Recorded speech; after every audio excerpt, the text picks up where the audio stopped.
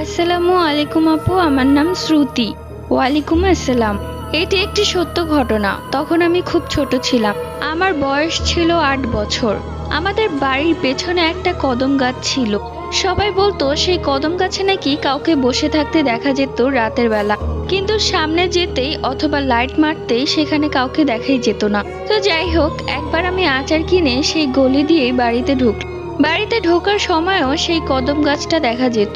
তো আমাদের আরেকটা জানলা ছিল, সেই জানালা দিয়ে আবার আমাদের ঘর দেখা যেত। আমি ঘরে ঢোকার সময় দেখলাম মা কাপড় ভাঁজ করছে। তো আমি গিয়ে দরজা নক করছি। এত জোরে জোরে নক করছে যে মা শুনতেই পাচ্ছে না। প্রায় আধা ঘন্টা যাবত আমি জোরে জোরে গেট পিটাচ্ছি। আজব ব্যাপার, মা শুনছে না। অন্যদিকে আমার মনে হচ্ছে কেউ আমার পিছু পিছু আসছে এবং একদম আমার পিছনে এসে দাঁড়িয়েছে। এক্ষুনি আমার ঘাড় মটকে মেরে ফেলবে। ঠিক তখন মা দরজা খুল। আমি